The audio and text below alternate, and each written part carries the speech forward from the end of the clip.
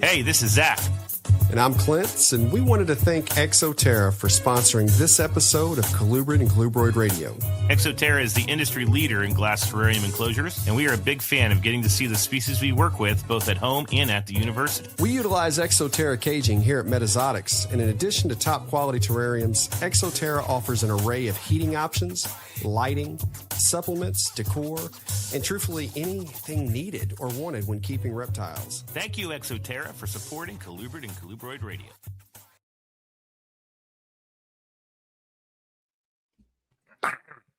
Hello, all. Welcome to another episode of CCR, Colubrid and Colubroid Radio. As always, Zac here with Clint. How are you, my friend? Hot. Steamy. Hot and steamy. Yeah, that's. I'll tell you what, it's rough out here right now. And I mean, whenever it's this hot outside, working in a reptile facility, it's not much cooler inside. You know, it's. I've got a fan under my desk right now, cooling things off. TMI. Yeah, it's rough. No, last week, I went down to the cave to study the cave snails, the endangered cave snails in Tumbling Creek Cave. Thank you, Bailey. That's my graduate student who was a rock star and actually got the opportunity for us to get the grant. And we got the grant, and now we're studying this critter. But to work in the cave, first of all, we can't go in the cave until after 10:30 at night because bats have to come out of the cave. So it's kind of weird starting your day at 10:30. But it has a stream that runs through it. So we're wearing chest waders in the cave. And you would think putting on neoprene chest waders at 10:30 at night is going to be fine. But it was a balmy, I think it was 84, 87 degrees with 70 or 80% humidity. And, you know, large man, I don't wear chest waders when it's 50 degrees outside. That's my cutoff. It's got to be below 50 because I'm going to be too hot. So walking down into that cave, man, there was like one moment where I was like, I'm passing out. It's happening. I'm too damn hot. But you get in the cave and it's 53 degrees. And I was like, oh. So, yeah, pretty awesome. But I digress. I get the heat. Now, tomorrow here in Wheeling, West Virginia, our high is 73 degrees. What? Yes, because we had a massive cold front come through today. So, yeah, just hop in your car and come up and visit. Yeah, I'm telling you, our high, and I know that it's like this. So we are having a Corey. It's funny.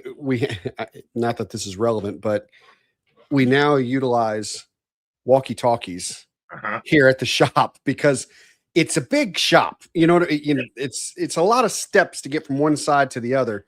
And so Corey was buzzing me because she's shipping a lot of animals out today. And our high was like 92, something like that. And somewhere she was shipping it, their high tomorrow was like 64. And I go, what? And it had a low of 50 something night. I go, where are you shipping this? What the? Because I mean, it's like she's not sure how to pack this, with such a drastic. So I made the call because it's a ball python. And I made the call. I'm like, look, just tell them we're going to need to ship next week whenever there's not such a gap in temperature. Yeah. If we were both hot, that's fine. We know how to pack for that. Both cool, that's fine. We know how to pack for that. But whenever it's that big of a gap, that's not good. So, they're shipping up this way. They got to be because I did a quadruple check of the phone and was like, oh my God. I'll fully admit if it's a matter of getting rid of July and August heat or January and February's cold, I'm getting rid of the freaking heat. Oh, I'm not. No, sorry. No, I'm a reptile guy and all that, but yeah. Well, I've always said, you go to the Midwest where you're at because you're on the edge of that. Yeah. And y'all don't have wind. Like you get out and it's just like you're walking in a weird swamp. In some places, I mean, it's all right here. We'll have more of a breeze here than other places. But I mean, the fact that, we're right on the Ohio, you're going out and I mean, you're chewing the air right now. It's balmy. It's not the most pleasant, but fast forward to September. And I'm like you, man. I've always said, as far as cold weather, hot weather, you can always put more layers on. You can only take so much off. So yes, you can. That's my argument. Yeah, Kathy doesn't want to hear it, but anyway. Well, what's new around your place, the university, all that fun stuff? Lots and lots of stuff hatching. We've got northern pines, black pine. I don't know if the black pines have hatched yet. We have these. So Jennifer Joseph, many moons ago, gave us a bunch of het bull snakes. And I didn't care about morphs back then. And now I kind of do. I like the Pitchovis morphs. And these are like double, triple hets to double, triple hets. And I will fully admit, I said this last year when this happened.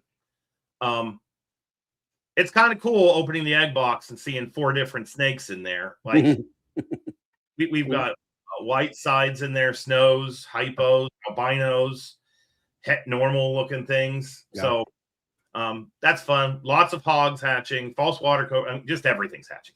While I was away on my trip, so my Japanese rat snakes, I have 2.2 here at the house. A couple years ago at Tinley, when it was the 23 Tinley, Ashley had imported in a Japanese rat snake from Germany, which was apparently a line that wasn't in America. And I knew that I'll always have Japanese rat snakes. They're my favorite rat, period. And this year I put that male with my 2 females. One I produced, one was giving me the zircles. And long story short, it didn't look like they were gravid. And I went to feed them the past 3 weeks and they didn't take food. And it was one of those, I didn't trust my gut, because I remember distinctly thinking, if they're not eating now, they probably are going to lay eggs. And then I didn't put a nest box in, didn't do anything. And then I get back from this Missouri trip and I'm fuddling around in the cage. Sure enough, like right up in front of the glass, there's a clutch of dehydrated eggs. And I was, so, but they went into the Repti chip because I've had eggs that were in much worse shape. Kind of come back, and then I looked at the one female. I was like, all right, will you lay? Then I look at the other female. She's got the folds, and I was like, you sons of bitches. And I go around. There's the second clutch in the back. So I didn't think I was going to get any Japanese rat snakes, and fortunately, that second clutch that was laid within like 48 hours of me getting back. So gotcha. So that's the other new thing is I have Climacoptera, and I didn't think I was going to get them. So that's nice. Kind of fun. Nice. But no, just things hatching everywhere. I got a bunch of hogs for us that have hatched, by the way. Yep. So I think there's some other stuff coming this way from your team. Oh, yeah. You're getting lots of things, my friend. Lauren Mort, my animal keeper, cannot get them out of the door fast enough to you. Yep. We chatted today. So, yeah, absolutely happy to help out. I just heard the bing of our ADT system where Kaylee was leaving because she was in the nursery and in quarantine getting things prepped and all that, because her and I are both off tomorrow, but I'm going to pop in and come get, things set up, whatever. But so yeah, we're ready, and we're kind of same boat. I mean, we've got tons of things that are hatching, and it's funny. And I'm going to talk about this on the market update in a little bit, but this is the absolute lowest that we have been on animals in the past 3 years. And really? This is with us. I mean, we hatched out tons of things, last year that we still had some of. I have purchased from many different breeders at this point. And, it's just, wow. I mean, wow, how quickly things continue to sell and to move out. But it's again, I'll talk more about it in a moment, but we have a lot that is hatched, but it's not quite ready. You know what I mean? Yeah. We're like 1-2 weeks away from a bunch of things, hitting. But yeah, I mean, it's every day we're taking 1 to 4 clutches out of the incubator that, are out and moving them to the nursery. So, definitely, 'tis the season. And I'm like you, I love those clutches where there's surprises. It's now I love those clutches until I have to figure out what the hell all those things are and try to, so I can label them appropriately and put them out there. That's that part. Yeah, I got some hog nose that I looked at and was like, there's something. I don't know what it is, but there's something there. Yep. Yeah. And there's certain species that ball python specifically, I'm not the strongest at identifying morphs on those at all. I'm decent, but luckily there's several individuals in the area that are pretty strong at it, and they pop in to get this or that. And when they do, I'm like, come here. We're going to the nursery. I'm just opening tubs. What do you see? Here's the pairing. What do you see? And double checking myself. So get lucky with that. But we've got a bit of a hectic, you and I both have a bit of a hectic next like 10 days. Yep. And on my end, what I've got is, so I worked yesterday, today, and I'm supposed to be off tomorrow, but I'm going to have to work because Thursday and Friday, assuming everything has gone as planned and scheduled, which it had been bumped a few times, that import that Jared and I have put together should be arriving out at his facility in Ashland Thursday. And I'll head Thursday, stay the night, bring, my section back Friday. So that puts me out of the store those 2 days. And I was already scheduled out this weekend because it's Adeline's final tournament with the softball team she's on, which I'm going to give that little girl a shout out real quick. She's moving up to the 9U. For anybody who's a softball parent, 9U, tried out for a couple teams, got offers from every team that she tried out on. The one she accepted happens to be the national champions of the 9U. And they only had two spots available because two girls had aged out, and Adeline was the first call. Congratulations, Adeline. Yeah, that's such a tough one. So very proud of my boys too. Don't get me wrong. Just going to give Addie a special shout out for that. So, but anyway, so I'm out that weekend. I'll come in and work Monday and then fly out Tuesday morning for IHS. Yep. I'm at IHS, with you and some other friends there up until, Friday morning, I fly out to Atlanta from IHS because we have the Atlanta show that I'll be one of the individuals working that one. I have to be. And the problem is trying to help prep for everything. Yeah, because this time of year, a lot of times the animals that are a lot of the animals that we'll take to a show literally get labeled, get in the system and all that week because they just become ready. Yeah. And I'm gone, this several days. So we're trying to prepare that ahead of time. And it's a rough couple weeks, man. So. In IHS, congrats to Mike and the IHS board, because I've gone to IHS the past 3 years. You've gone the last 2, right? Yeah. And it was like Schaumburg was at about 100 people attending. Knoxville was at about 100 people attending. Fort Myers was at about 100 people attending. And now it's in the middle of the woods and there's 300 people attending. That's the email we just got as board members. So if you're interested in IHS and you're hearing this, you need to get your ticket yesterday. There are still hotels available. They're about 45 minutes away up on whatever that interstate is. I don't know if it's I-10 or not. Lawrenceburg, something like that drops down in the rodeo, because I had to get one of my professors a hotel room today. But you might want to consider, because the roster of people going is insane. There's like academics, there's herpetoculturists, there's field people, there's herpers. Like, I very rarely, when we have conferences, do I really want to go to the conference. It's more of you kind of have to go to the conference. IHS is the one conference every year that I'm like, I want to go. So I'm really looking forward to it. Well, we've said it on the show before, and I'm going to say it every time we talk about IHS. IHS was the direct influence that created Colubrid Fest. It is what, it sparked what we wanted to do with Colubrid Fest because of how much we enjoy IHS. And, it's, to me, IHS is basically like a Colubrid Fest, but about all reptiles and amphibians, so without the show part. Without the show. Very, very neat. And, I'm so looking forward to it. And I'm really, really looking forward to the field herping. out in the desert. I can't wait for that. So yeah, pretty stoked, man. Okay. Well, do you want to do the market update, or do you want me to do? Yeah. I'll go ahead and start. So as always, the market update is brought to us by the Show Me Marketplace and the Show Me Reptile Show. If you haven't browsed Show Me Marketplace, check it out. I know Mickey and his team continue to do more and more advances on that platform. I mean, the app will be coming. I mean, just so many really neat things. And we're hoping to have an announcement in the next few episodes about the Show Me app and CCR and something cool coming from that. But as always, if there's a Show Me show that's anywhere near you, support those that support us. And by us, I mean those in the colubrid community. Get out there, check out the shows, have a good time. So shows are actually what I'm going to talk about on the market updates.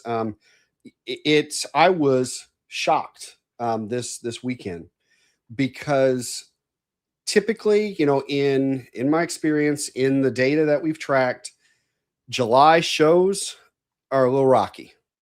Attendance is a little rocky. I mean, even if the attendance is decent, it's not a spending month, if that makes sense. Kids are still out of school everywhere. It's hot everywhere. So people are utilizing their money on vacations. They're using their money on theme parks and stuff like that. And there's so much to do during the summer. You can go do anything you want. So the shows typically can kind of take a back seat. Well, this weekend we did a show. It was a Show Me show in St. Louis. It's actually where Show Me started. You know what I mean? So, and funny thing, side note. So Zac and I talked the night before, and Zac's like, "Yeah, I'm in St. Louis," and I go, "When are you leaving St. Louis?" Tomorrow at 6 a.m. Of course you are, Zac, because guess where I'm going to be at about 5 p.m. St. Louis. You know, I think your reply was, "That's poor planning on our part." Yes, it is. Yeah. But so the show, you know, again, everything I said about a July show, you know, that's what I walked in with my expectation. On top of that was what I feel was a small turnout for us as Metazotics. And what I mean by that is we were lighter on animals than what I'm comfortable being at a show. You know, we fill the tables, we bring it, but not only, you know, are we at a lower point, don't get me wrong, we got plenty of animals, but at a lower point, we're in Missouri, which also eliminates all black rats, speckled kings, hognose. So, I mean, there's, you know, several things we had to leave at home because of the state that we were going to. Bull snakes, none of that can go. But anyways, we go, we had a phenomenal show. Really? And most of the vendors that we spoke to said the exact same thing.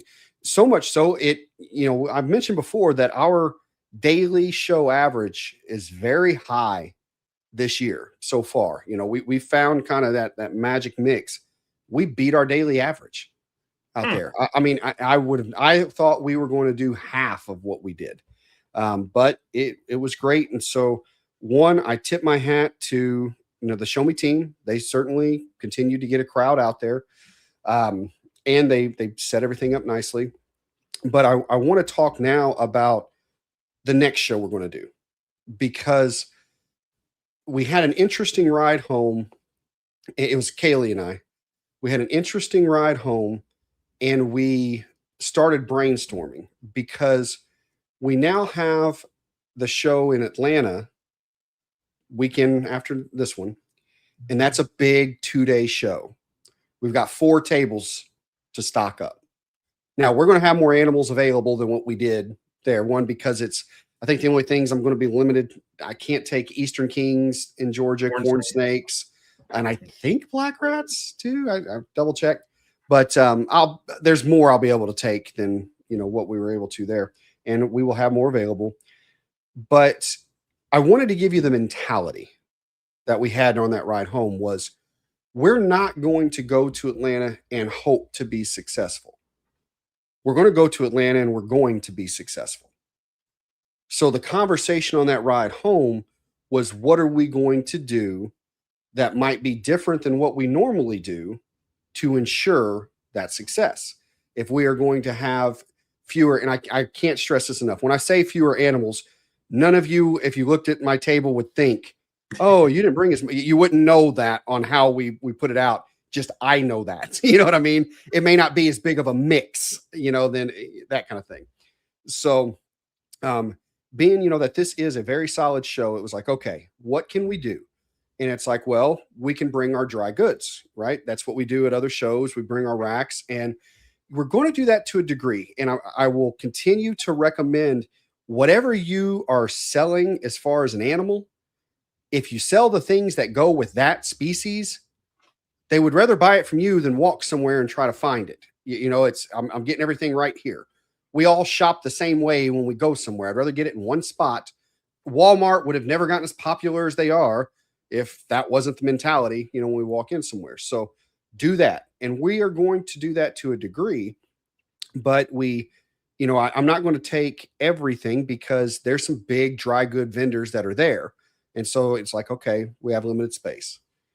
The thing that has done very, very well for us has been our Metazotics caging. We've got these terrestrials and arboreals, great price point, great setup for leopard geckos, crested geckos, things like that.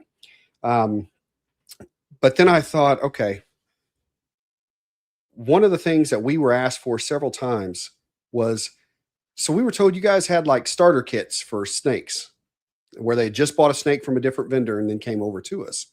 And I'm like, well, we actually just sold the last cage that, would have been great for what you're asking, but it sparked ideas. And so during this conversation home, we came up with, what, we're going to take these cages. We've now designed show only, because they're a little different than what we do here in the shop, where we've got access to a lot more things. We have show only colubrid kits and show only ball python kits, where that's something that will distinguish us a little bit different than others. Other people are going to have cages, and we're not going to have a single ball python on our table. But when you think about what's the number one animal that's at a reptile show, ball pythons. Mm-hmm. And very few vendors will actually have, here's the unit that you need to take home at a fantastic price point to be able to set up your new animal, because a new keeper doesn't like having to go through and piece together what they need because they're still learning. This is going to have all of it. And I share all that with you guys because that's the mentality that will help you succeed. Every show, take what you did, what worked, what didn't work, what you wish you would have had with you, right? If I'd have had this, we could have done this, this, and this with them, and build that for your next one. Build that out. And when I say build that out, meaning whether that's putting something together or just planning it. So in short, that's what, we had a 3-hour drive. And I mean, we came up with a lot of other things too. We've built a new invert rack system that will be going with us, and it's our invert enclosures, because those things we set. And here's what's crazy, guys. When we talk about presentation, we have had these acrylic invert enclosures, 2 different sizes, and they do okay at shows. Okay. Not a lot of heat on them, not a lot of attention. We set them up differently at this show, presented them differently on our tables with a different kind of special that did not cost us much to be able to do this at all. And we sold out of them. At this, it was, and this was with 2 new. So instead of us having just those 2, we actually have 4 invert enclosures now. We sold out of all 4, at this show.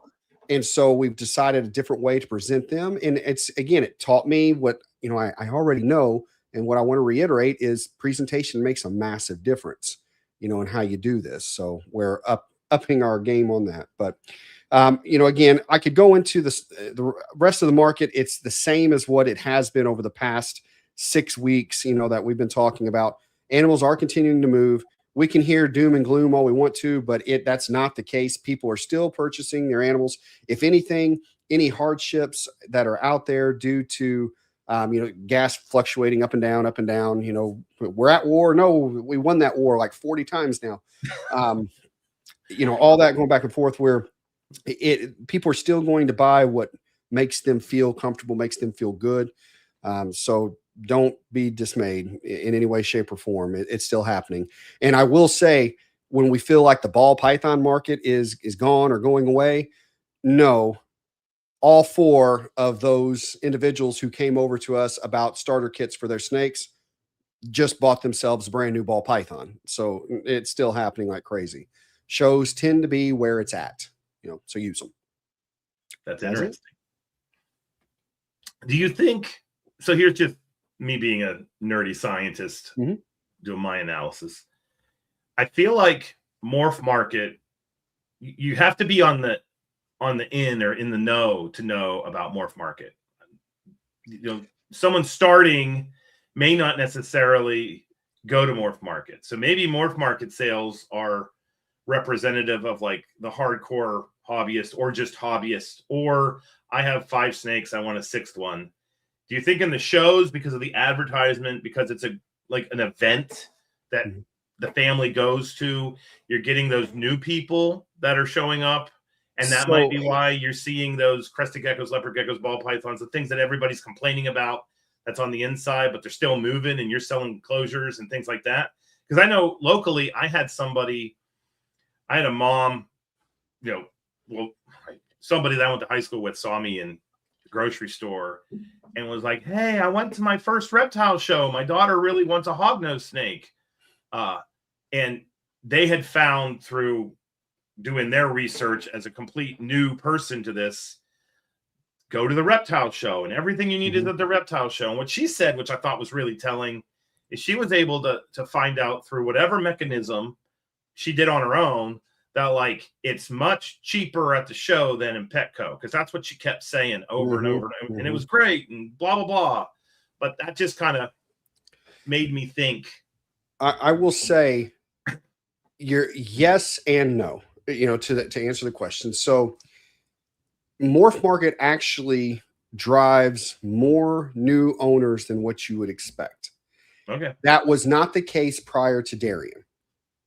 Darian, who owned, for those who don't know, I'm sure everybody listening, most people listening to this know, Darian, who owns Morph Market and Dubia.com, he's smart on his marketing.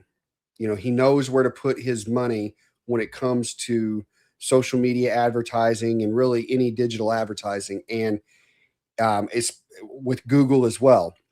And I can say as a vendor on Morph Market, we get a large number of first-time buyers. You can tell from the questions that this is, a first-time buyer or very new.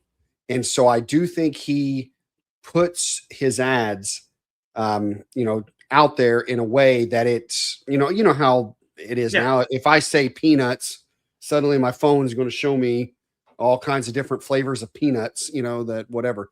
He's got that, so it does target him. So it does do it. But what I will say causes more of these transactions to take place at the shows are the lower, what we would say, the lower cost animals. So a lot of the crested geckos, leopard geckos, White's tree frogs, things like that. They don't want to pay shipping on top of it. When the animal is only $60, you don't want to pay $45 for shipping, and so that's where I think they're attempting to avoid a lot of that. Even if it's $100, people really aren't wanting to pay $45 to ship it. And a lot of new keepers are a lot more leery when it comes to shipping something alive. They haven't done that, so they're a little, not comfortable with this. So that's why you kind of see that difference, in it, on what I think and what I feel, from experiencing the conversations. Okay. All right, buddy. All right. Over to you. Science update brought to our friends at Rare Genetics Inc. As always, get them those shed skins. At this point, I'm just going to say, if you've got a colubrid, send it to them. Because every time that we bring Kayla and Ben on, they're like, oh, we're looking at dry market. Oh, we're looking at this. Or we're looking at that. So if they have it, they'll put it in their stockpile, their freezers. And then whenever they move on to that taxa, they have the goods to do what they need to do. So by all means, get the shed skins to them. Use the code CCR15 and you can get yourself a discount. If you need to sex a snake, I can't stress this enough. The DNA is absolute. I have to make a confession right now. There's a former grad student. He'll be at IHS. My brother from another mother, my other one, my little brother, Alex Schmacht. I've been on the show and I have bitched, pissed, whined, and moaned about people not being able to sex snakes because I kept getting males and females. And Alec was ripping me a new one because I sent him 2 male Okeetees from school. It was supposed to be a pair. I sent him 2 Splendida from my collection, Desert Kings, supposed to be a pair. They were both males. Sent him something else and they were both males. So, if you want to be definitive, you want to be absolute, consider sending your shed skin away and they can do the DNA test and the way the sex chromosomes work, you cannot screw that up. You guys see which one of the CCR co-hosts don't ever knock anybody for missexing a snake. I know better. I know better. Yeah. We were actually in the field with probes and we have a hognose snake out in Iowa. And, if it goes like 11 subcaudals, it's a male. If it goes 7, it's a female. This thing goes 9. It is the most annoying snake on earth. And I've personally probed it like 3, or at least once, I think. Like, son of a bitch. Like, what the hell? And you look at it it'll spin and you're like, oh, that's definitely a female. And then it just moves a little bit more and like, oh, no, that's male. So I actually told the grad students, if we are fortunate enough to catch that snake in the blue, because it's one of our snakes with a transmitter in it, we may want to consider holding it until it sheds and we can send the shed off to RGI and they can sex it for us. So that is actually, we may be using RGI for the science that we're doing. So anyway, we love them, use them. They're good people and they definitely are worthy of our financial funds.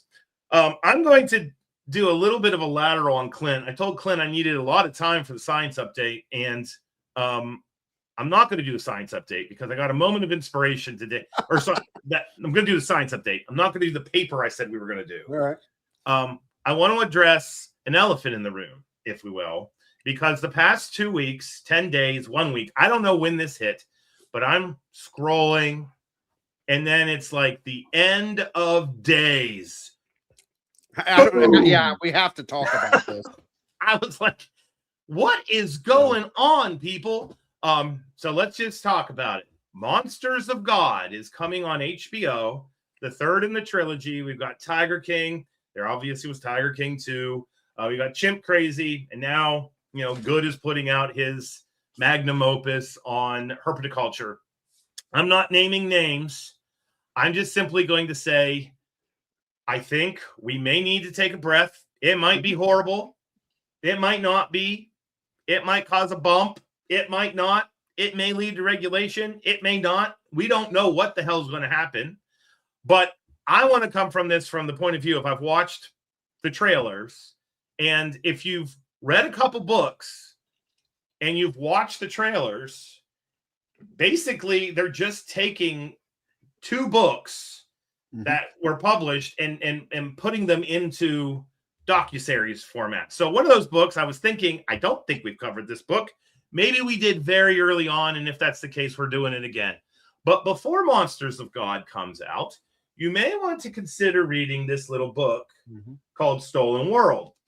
The other one is The Lizard Man Speaks. Stolen World follows Crutchfield, Hank Molt, and basically the beginnings of herpetoculture when we were getting all these animals from across the world brought in the 70s, 80s, and the early 90s. Some people love this book. Some people hate this book. I like the book. I think it's important for our I'm going to use my word, discipline, to be willing to air its dirty laundry and accept it, and maybe learn something from the ways of the past. because the reality of everything is herpetoculture in 2026 is not herpetoculture in 1990, and it's not herpetoculture in 1980, and it's not herpetoculture in 1975. And what I think we need to do, what's her name? M what? Mm-hmm. Just M. M put out a post amongst all the, it's the end of days, go jump off cliff posts that I read in the past 10 days.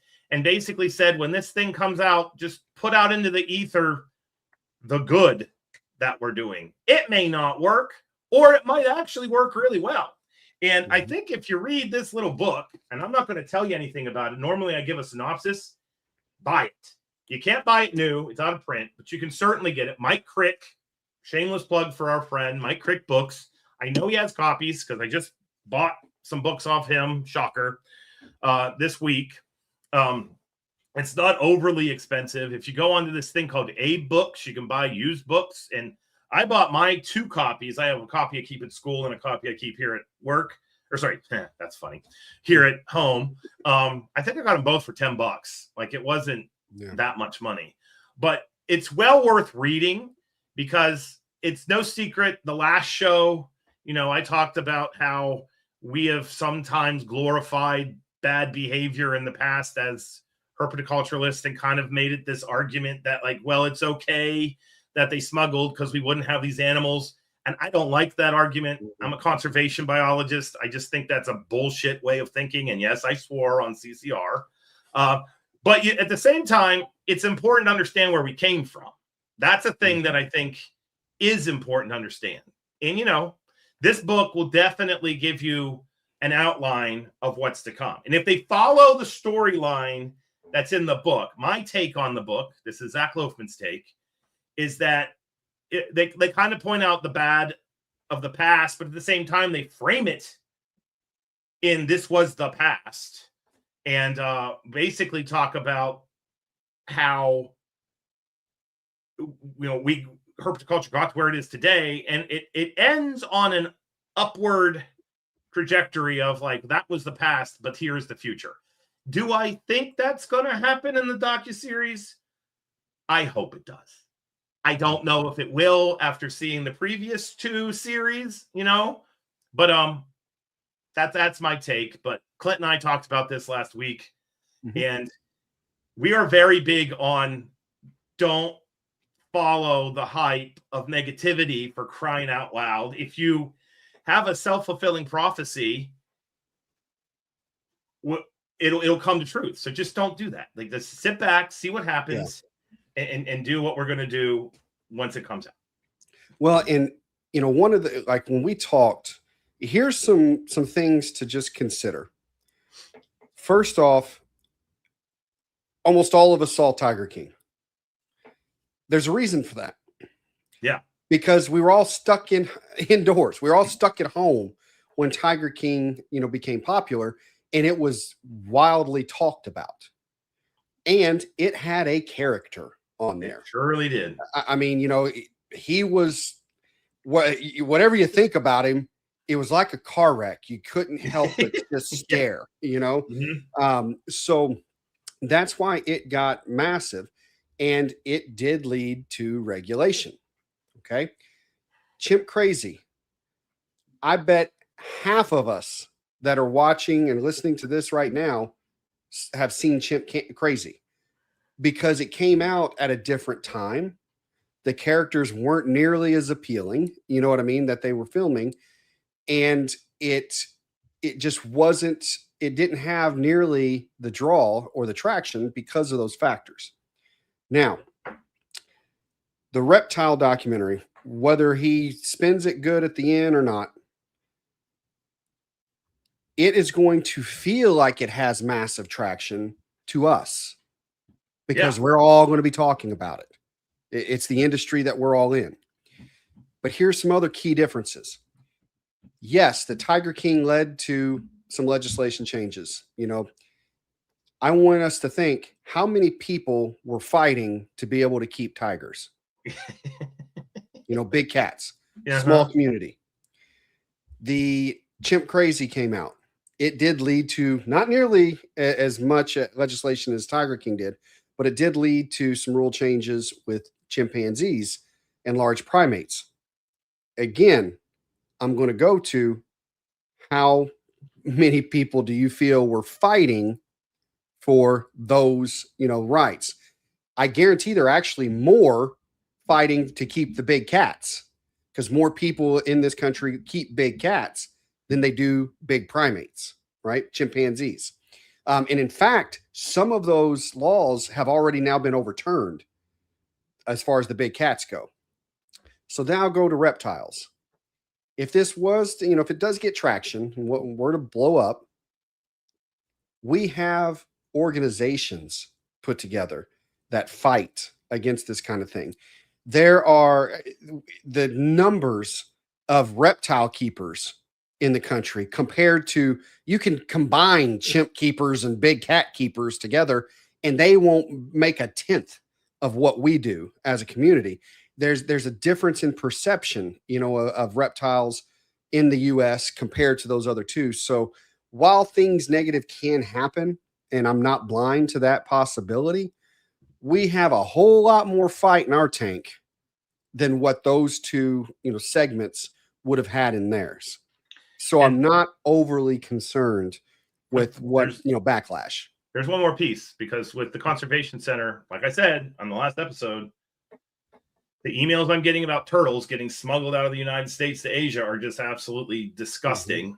They're gross. If you don't think Fish and Wildlife already knows about all this stuff, you're crazy. They're not learning about it on HBO documentary. Now, public opinion's learning about it, and if the public has an outcry, and that's a different thing. But the people that are actually doing the enforcement, they're just going to sit back and be like, yeah, we already knew that.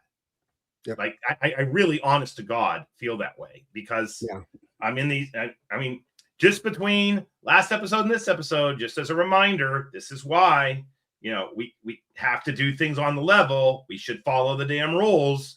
1,200 box turtles have been intercepted at airports the past 2 weeks. 1,200. So that's at least the number. I added it up with the emails that I've gotten. Wow. And I'm not saying that herpetoculturists are doing that, because I don't think there's many. No, that's it. It's not the pet trade in the U.S. that's the problem when it comes to that. That is far more impactful, and that's driving regulation more than a freaking docuseries on HBO. Like, it's so anyway.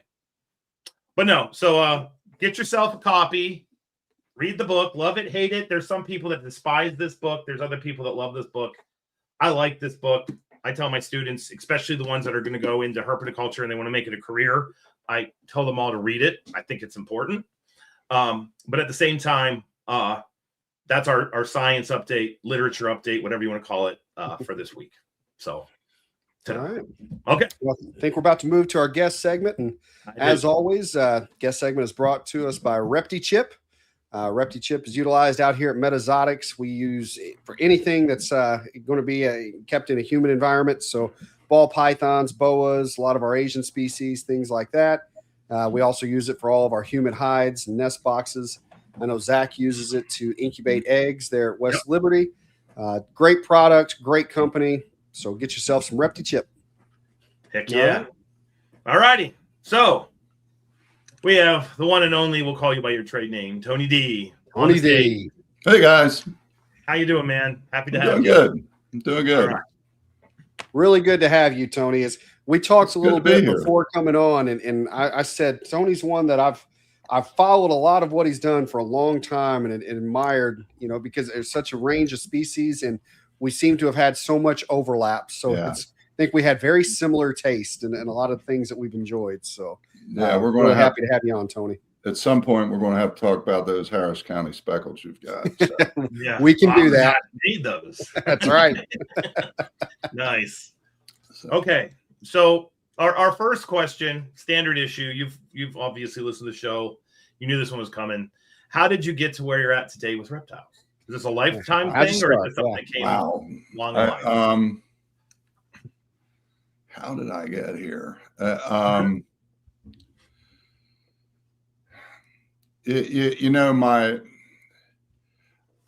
come from a very large family.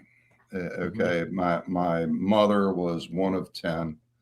big Maryland Catholic family, and most of my aunts and uncles had many kids. And my grandparents had a place out here in a small county in Maryland called Baldwin County. So they lived out in the country. We called it the country house. And you know, one day I was just kind of running through this field, and it was a vacant field between the house and this rural post office. And actually, I don't know if this is true. I tried to verify it over time and everything, but I was told growing up that there was a ridge there, that was an old Civil War battlefield, and pock marks in this field were actually like impact craters. Wow. So it was early spring, and I was running across the field, and I jumped over one of these impact craters and looking down into it. And there was, I mean, it's like my mind took a picture, and it was like a pair of copperheads laying down there, and I could see them breathing around and everything. So I landed on the other side, and the time that it took me to stop and turn around and look, they were gone. Okay, so I was just mystified, and you know, it's like the ground was cut. You know, the grass was cut, or the weeds were cut, and I started talking about that, and all of a sudden, I became my status of all the grandkids and everything kind of rose up, because like I needed to be taught that this was something you needed to stay away from, and very typical for me that I misunderstood that attention as positive. Yeah, you know, so I'm like, wow, everybody thinks these things are fascinating. They all have an opinion and everything. So I go to the library and I pull out, you know, Boy's Book of Snakes and Snake Book by Herbert S. Zim and everything. And I'm reading and I'm fascinated. And like the next family reunion we have, there was a board laying out behind this chicken coop, and I lifted up the board, and there was a black racer under there. And to this day, I don't know how I managed to grab that thing and get it behind the head and not get bit, you know. But I went, hey guys, look what I've got, and that really rocketed me into notoriety. My poor father, you know, we would go to company picnics out at Patapsco State Park, and I'd catch a water snake, and I'd come back and I'd have blood all coming down from me. And you know, so for a long time, it was just that, you know, I was a guy that liked snakes. I would go out and I would look for them and I would catch them. And I had even in high school, well, back up a little bit, in Baltimore, I think the local, one of the local affiliates was WBAL, and they had a Saturday morning show. And the curator from the Baltimore Zoo, his name was Frank Groves.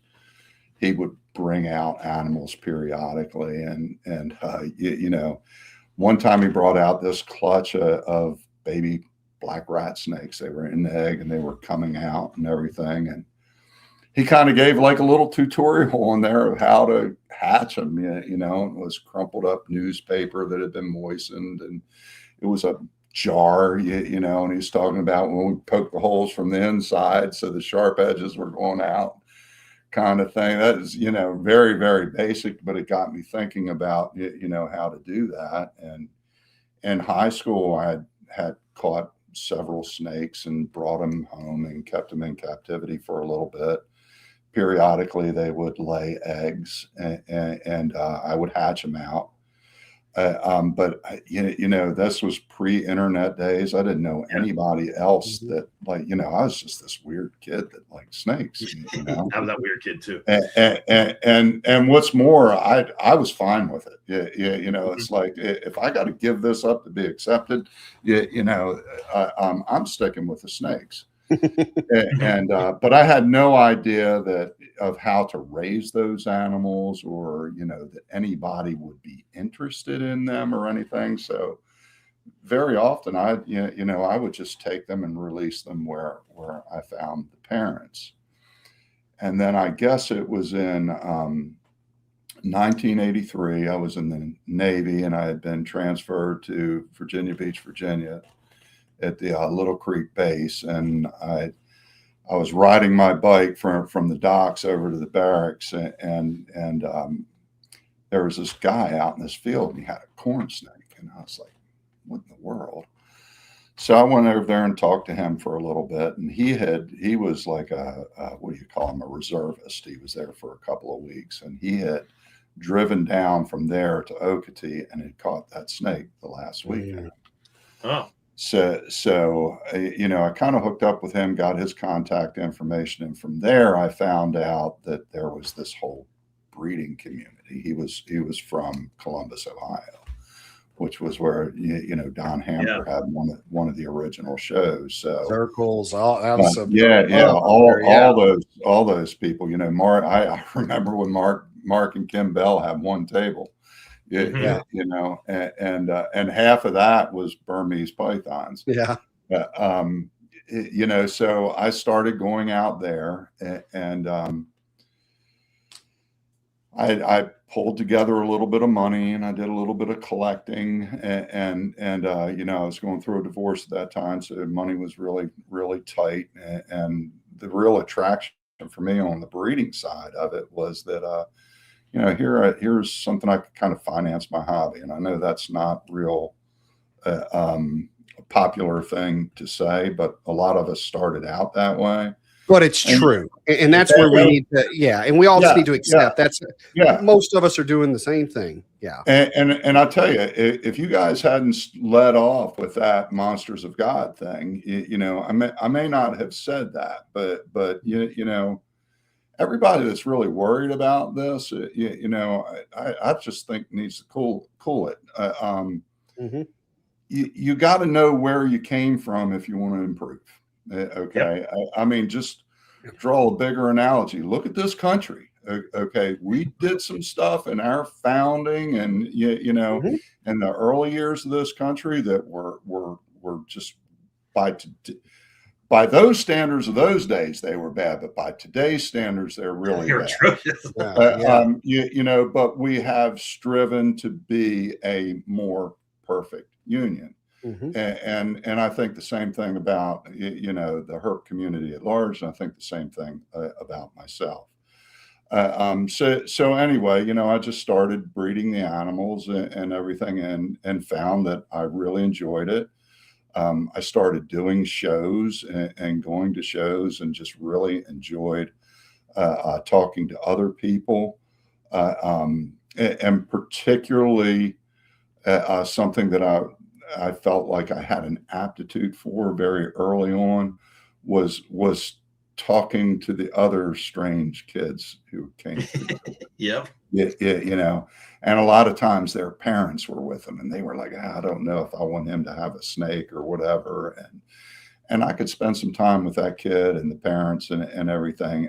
And to this day, I could go to a show and not have a sale, but if I have good interactions with the kids and their parents and the general public and everything, I view it as a success, because there's a lot worse things that a young kid could get into in his life than messing with snakes. Yeah. And to be perfectly honest with you, if some of the wildlife laws and everything are so hands off now, that we're the entry point that I had and that you guys had is really limited now. And I really think it comes down, it's kind of falling to us. And if like the next generation doesn't have anybody that's interested on what's on the underside of a log, we're screwed. Yeah. Totally. So that's kind of where I'm at. That's my motivation that keeps me going. And then on top of that, the reptiles are probably one of the places in my life where I'm just really process oriented. A lot of places in my life, I'm looking for the results. I'm chasing that result. And that doesn't always work. But with the reptiles, I've been real process oriented. What am I doing with them? What's happening in this cage? What can I do to marginally improve it? And over 35 years, I've gotten pretty good at it. And the result, the results kind of follow. If you guys ever coach ball or whatever, you teach the fundamentals, teach teamwork, trust your teammates, get out there, play, have a good time. Mm-hmm. The winning takes care of itself. So that's kind of where I am now, and it's mostly still colubrids because, I mentioned before the show, I'm just still that 12-year-old kid geeking out over Commons Field Guide. Anything that's in there is what I love. I may go out there and I've tried the ball python thing. I've done rainbow boas. Howie Sherman's going to laugh at that comment.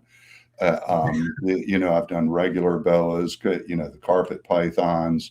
But I always seem to find my way back home to, the colubrids of the Southeast United States and Southwest, and even some of the, the Midwestern species. So. Tony, I'll say there's so much that you just said there that resonates with me. It's, when you made the comment, there's a lot worse that you could get into. Oh yeah. Snakes. That was something, those exact words came out of my mother's mouth many times when having to defend me, to her friends or whoever, you letting him keep snakes. And that's what she says. There's a lot worse he could be into. Right. Especially where I grew up, there was a lot worse I could have been into. So I absolutely feel that. And, talking about that, the process, the journey, it's there's certain parts that I absolutely love. What opening that incubator is, seeing what's coming out. I love that piece. And I don't get to experience this much anymore.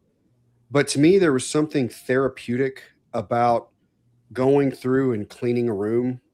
A snake room, like, it was typically racks, but going through the process of, from left to right, up to down, cleaning every single one, and then having that moment of standing there and knowing there is not a turd in this room. You know what I mean? It's just there again, it was kind of a therapeutic process of working through and doing the different steps and everything every, few days, every week, or whatever. So I really get so much of what you're saying there. It's funny because and the thing is, if you size your collection so that you can stay on top of it, and it's never overwhelmed. It's kind of like an airplane. It takes a lot of energy to get up on plane, but once you're up there, you're cruising altitude. You're just kind of putting along, but that process and everything, I just kind of like, I'll put on the headphones and have a little music and it's one of the few places in my life where I experience flow. And it's for lack of a better term, for me, it's somewhat therapeutic. That's what it is. I get it. I'm down there. I'm almost meditating when I'm doing this, and just kind of watching and seeing what's happening and paying attention. It's a good place to be.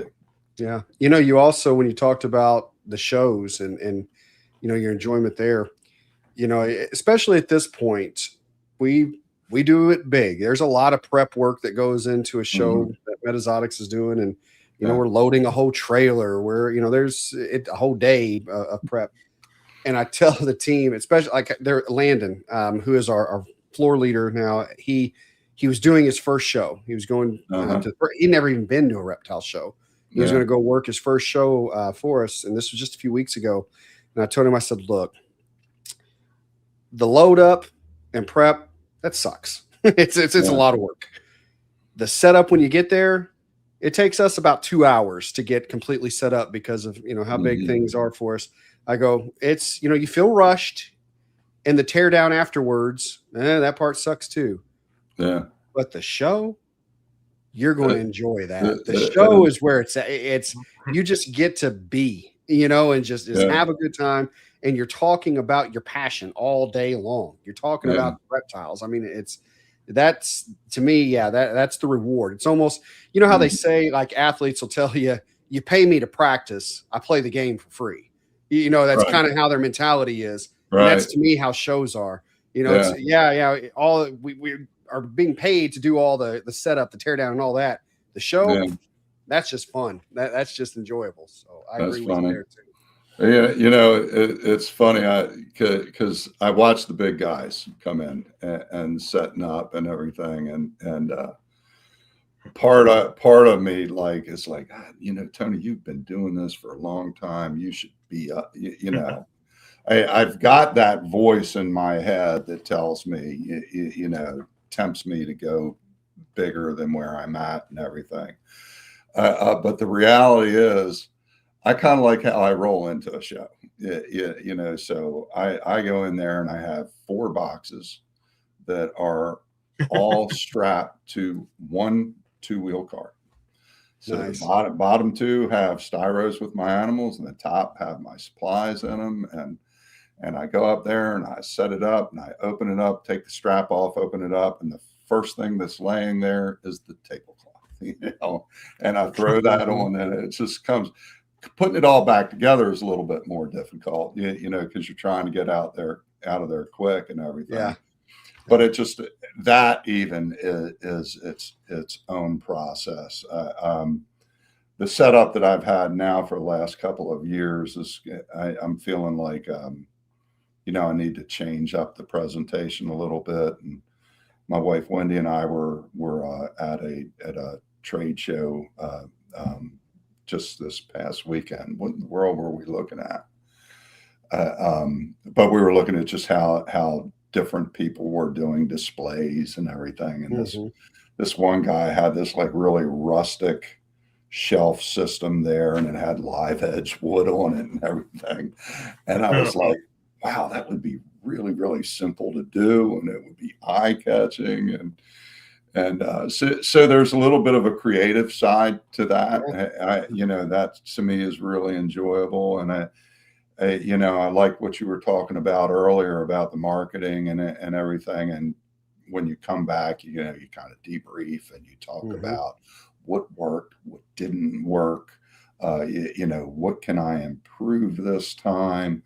Because a lot of work goes into that 8-hour window you're at the show, and that's your time to get out there and and talk and educate and kind of do your part in steering where this thing is going.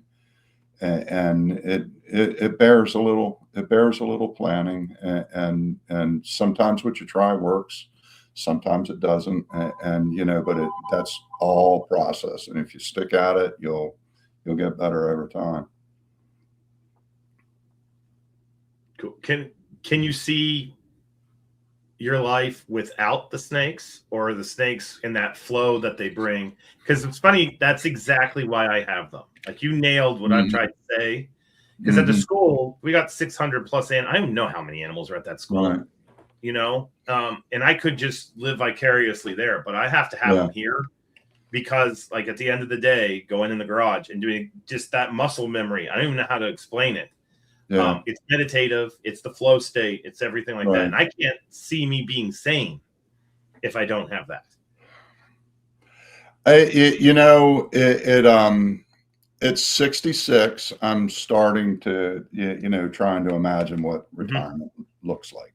Okay. And I will tell you that my initial instinct was to simplify, to restore some order that my life hasn't had for most of the time.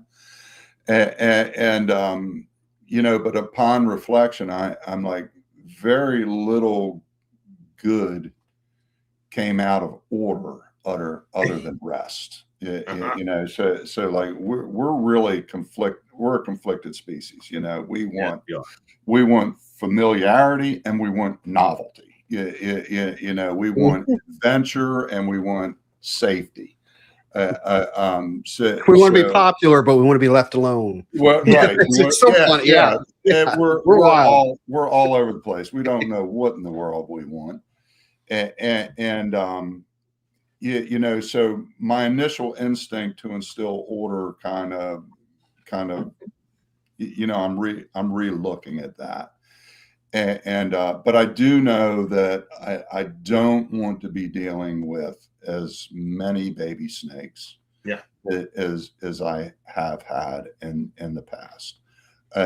Because while I do enjoy raising them, I do enjoy going to the shows and everything. The marketing aspect of it, you know, of moving a lot of animals and really having to push myself into that marketing, that is not my happy place. You know, so I want enough snakes to do, you know, to do a national show or two, you know, to do a couple local shows. And then of course I always have people who you know are calling me and asking, and that's what I want. You know, but initially I was like, okay, well, you know, let's just kind of get rid of these racks and just keep it down to this. And, you know, but I've always had like 1 or 2 display cages, and I just decided, you know, let's just change how we're doing this, you know, and do fewer snakes, more in line with what you want to be doing right now. Nice. You know, so you know, Craig Trumbauer visited a little while ago, you know, and he's been, you know, a real inspiration and a mentor to me. And you know, you talk about getting in the flow and getting all the turds out of the way. He showed up and he was like, damn, I don't see a single one in here and everything. You know, I do have to say, I popped this up because after I said that, Kaylee, who does the nursery, said, by the time I get to the last of the bins, there's definitely poops. Yeah. You know, and I was like, but it was a really good thing that he wasn't there the next day. But anyway, you know, so I just decided to start moving to more of the display cages, like Craig has, and everything. And you know, I think you guys a while back had a like a hot topics or a gray area show where you talk about cohabbing and everything. So I'm doing the cohabbing thing, and it's one of your guests said it's a time suck, and yeah, it is, but it makes it interesting. And I'll tell you what, it's a whole different experience going down there. You know, having to move the snakes around and everything. And you know, I think on maybe that same episode, you, Zac, in one of your science things, you were talking about a study where they did with people watching the snakes and everything. And in just the brief period of time that I've been doing it, I've observed, you know, my snakes variously. They're not all doing this at the same time. But some of them have, you know, stopped hiding, you know, and they've come out and they watch. And I've got a Baird's rat snake that I would swear that she knows when it's feeding day. You know, just by how I'm setting things up. She's, you know, any other time she's kind of just sitting over there watching what I'm doing, and you know, but when it's feeding day, her posture's different. You know, she's there really waiting for it.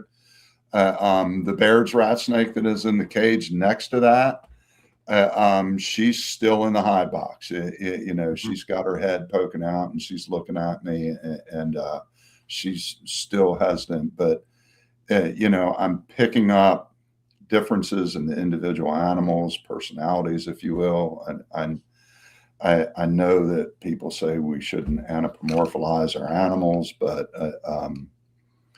you know, Oh no, if you don't have a little empathy for the animals that you're keeping, you're not going to keep them very well. Yeah, no. So so that's where I'm going. I have fewer animals. I'm keeping them different. It's a little bit more labor intensive, but I think the return I get is it's not better. It's just different. So just so the audience knows what fewer is, what were you keeping? I'm assuming you were keeping mostly in racks, and is that correct? That's correct. Yeah, and then what was your your peak numbers or your most recent peak number, and then you've kind of brought that down to what?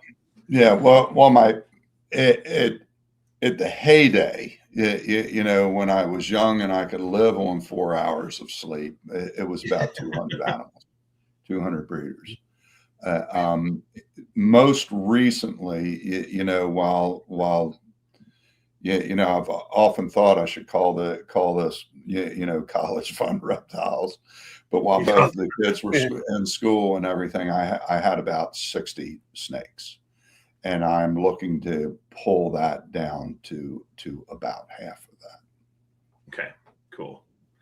And then we haven't actually covered this yet, so let's just cover this kind of, not quickly, but what do you keep for people that don't know Tony D? Corn snakes. That's kind of a perennial favorite here. Even when I got out of it for a couple of years. I'm on a second marriage. I'm working on a second clutch of kids, if you will. I had 2 from the first marriage, and I've got 2 in the second. So when that second clutch is growing up and everything, I was like, well, do I really want to be spending all this time in a snake room and everything? So I had it down to like 8 animals. So when I had those 8 animals, it was probably like a pair of Okeetees, a pair of Coastal Plains milk snakes, a pair of Bairds, and a pair of Eastern King snakes. Okay. And if you really wanted to characterize my collection, that would really do it. It's the animals of the Southeast, the animals of the Southwest. Clint, kind of followed your leadership and started looking at the larger rat snakes. I call them the uppercase rat snakes. Just for a shortcut. I like that. Yeah, it works for me. Nobody's picked it up yet and everything, but that's what I call that might be adopted in our show now. That's right. Well, thank God. It's about time. Tony D, that'll be your legacy contribution to herpetoculture right there. Yeah, I added to the lexicon. So anyway, I started working with them, and my God, I really like them.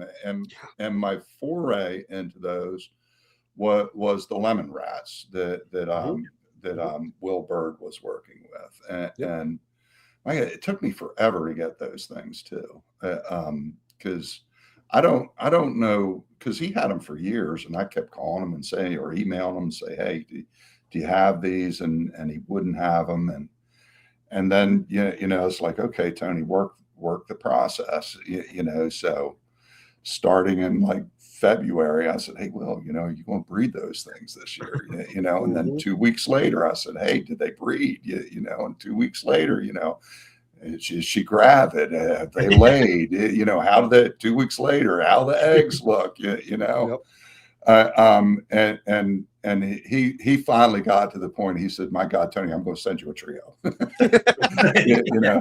So he sent me a really, really sweet looking male visual. That when I got it, unlike most of the animals that I've produced, that one was almost like China white. It looked like a leucistic when I first got it. And then I got two hets from him, and I raised them up and kept those as a project. And then the next thing I got was Don Soderberg had some leucistic eastern rat snakes on his site, and I just really, really liked that animal. But it took me a few years to find ones that I really liked, that I was pretty sure were, the Eastern rat variety. I ended up getting them from a guy that had, because the Eastern variety of leucistic is kind of like an incomplete dominant trait. Rusty, you get the rusty, so the het state manifest, and the Lucy is kind of like the super form. So that told me I was onto the right strain, and I got that and bred those for a while, so for a while it was just that. I looked at getting some nice gray rat snakes.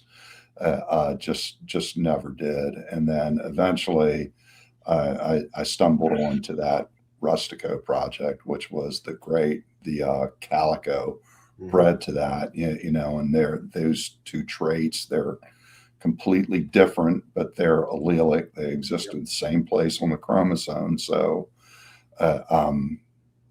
whatever is happening in there mechanically, there isn't an avenue for normal phenotype to get out, and you end up with that really interesting looking animal. Gorgeous animal. And one thing about it is, we also learned that lemon is also allelic with calico. Yeah. Yep. And it's funny because I asked Will if he had ever crossed those two, and he was like, "No, I never have." And which I kind of thought was a little odd. Like, why would you? They're both, Jefferson County, Kentucky. But they came from the same county. Yeah. But he hadn't done that, and what had happened is my lemons got really, really big, too big for the cages that I had them in. And I don't know if you know or not, but Crystal Poi Fair has a zoo up in New York, a little reptile zoo. And so I donated those animals to her. And I was like, okay, well, I'm just going to make room for something else. I've been doing the lemons for a while. And a friend of mine who Maurice Cullen, who's a teacher in Virginia Beach, I had given him a female years ago to raise up as like a docent animal in his classroom, and it got a little too big for him, or for that classroom environment, and it came back to me, and she was just at that size where, you don't know if she's going to go or not, Yeah. And in my experience, there's a lot of people that moralize about breeding young snakes and everything. And I'm like, if they're going to go, they're going to go. No, nobody's chaperoning, out in the wild and saying, wait a minute, she's not 300 grams. Right. And in my experience, if I have a trouble with an animal, it's going to be a smaller animal that wasn't bred, that's trying to throw slugs. That's where I have the problem and everything. So I was like, well, I don't know what I'm going to get on this and everything, but I'm going to throw my original Rustico male on her. And I got two different morphs out of there. And, Glenn Brooks and I both looked at them and we were like, hey, well, we think this is the Rustico, because the Rustico would have the Lucy and the calico gene, and we were like, well, we think this is the calico and the lemon, and this is the Lucy and the lemon. Yeah. But the calico lemon, which is what I held back, is really, really a striking animal. It's similar to the Rustico, but it's more overall yellow, and the head is just that classic Eastern rat look, profile, and it is just lemon yellow. It's how old is that animal? And that animal is is 2 years old. Okay, so you've got good. So know what color it looks like at this point. Yeah, so it's yeah. Nice. She'll go next year. The only thing, it's like I've tried to get pictures of her several times. Number one, she's just doesn't really cooperate. They're you take a little king snake or a little corn snake, they tend to coil up real nice and everything, but the rat snakes at that age, they're rangy. They want to move and everything. So I may have to wait till she gets a little older and she can get in a cage and lay up on a branch and get a nice cage picture of her. But she's a nice looking snake. Yeah. And I have a male calico that I provided a picture of that one. So we'll breed those, and I'll get whatever that we determine we call that morph and calicos out of it, which and I bought the calico just for the genes, but that is a handsome animal. Calicos are probably my favorite single gene morph in existence. It's nothing else like it. I am completely won over by that animal. It is just a fantastic animal. It's got good disposition. It's really good size. And from what I'm observing, they seem to get a little bit bigger than the lemons and everything, which is not a small snake. But they're a very robust line. And I'm really enjoying working on them. I have them up in the 2 highest cages, and they've got branches where they can get on there. And that guy, there's like one branch that goes up, and every night I'm down there working, he'll put his head up there and he'll just kind of hang down and watch what I'm doing.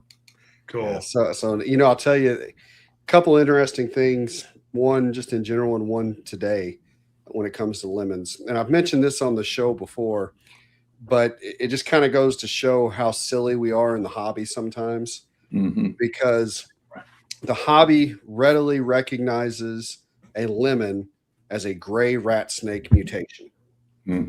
But then it recognizes calicos as a black rat snake mutation when they both came from the same dang county. And it's not, we're the same things. It's just how it's accepted and viewed within the hobby. Yeah.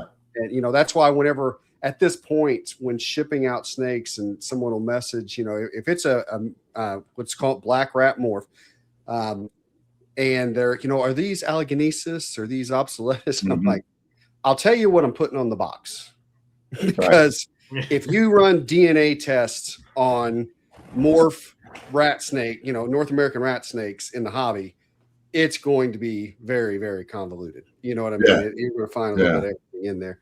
But another quick side note, and this is just, it's interesting how as we've been in this industry for so long, so many of us, there's certain names that I don't want to say we idolize, but just because of maybe something they've done or something they've created in the hobby, we've looked up at them as someone special because they were someone who came before us that, is recognizable. So today, a pair of lemons sold, an online order. It was Brian Sharp. Okay. And it was the originator of the Sharp albino strain in boas. Right. And for me, it's like it took me back 20 plus years, 25, where I'm like, oh, that's Brian Sharp of the Sharp strain albino that just purchased this pair of snakes from us, and it's so funny how that, and I just, because it was lemon is why I bring it up, but it was just neat for me today to see that name come across as someone buying snakes, from us. So I've sold snakes to Brian too, and it was a good feeling. Yeah, it is. It is. It's part of that history, I you know. I was like, whoa, I saw parasite. You get it. Yeah, same thing. And everything. So I want to get back to that thing about the calico and the lemon, and one being considered a gray and one being considered an eastern. I think that has a little bit to do with when those animals got into wider distribution. Yeah, you're absolutely right. Yeah, they've both been around for a while, but for some reason, the calicos got more widely distributed, and I don't know the dates on this or anything, but my instinct is that they became more widely distributed when snakes out in that area would have been considered eastern rats. Okay. Yeah. And certainly if you talk to Will Bird or Phil Peak, they will tell you that's an integrate area. I agreed. 100% agree with them. I live in the area. Yeah. I'm literally 90 minutes. There you go. So most of the snakes out there look intermediate, but every now and then you're going to find a black rat, and every now and then you're going to find a gray rat. So I think that dovetails, and I think the earlier entry point of the calico, just made that, it got bred into more of the eastern rat morphs or eastern rat types, and just got accepted that way. Now a lot of the lemons that are out there now kind of come from that original trio that I got from Will, because like I said, it took me years to get them. I just assumed he was sending them to China or something like that, because nobody really had them. And when I started breeding them, I mean, it's like I couldn't produce them fast enough. They were a good seller up until I finally moved the animals.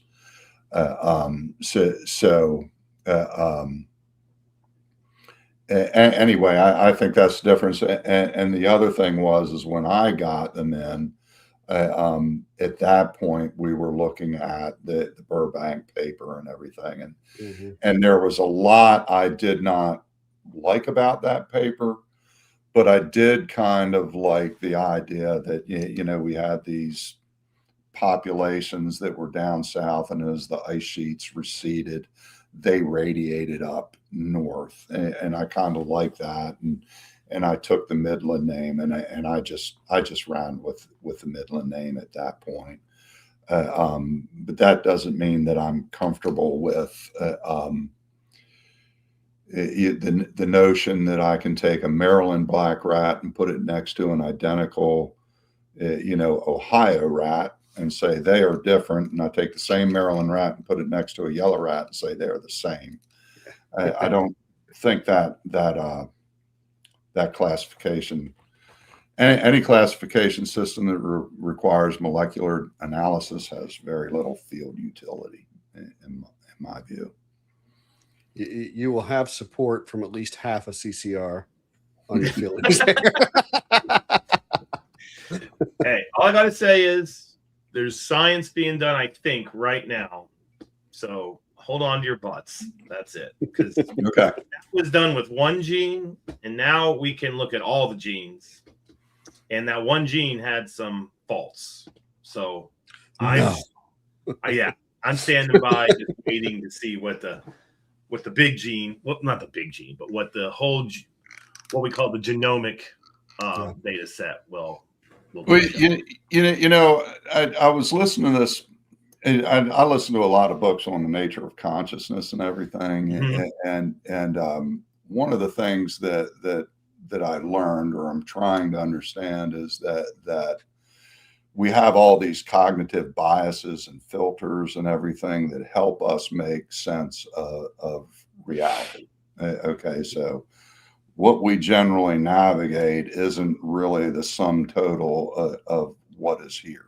Okay, but it is, what our puny little brains and our five senses compute and navigate is sufficient for survival, and then some.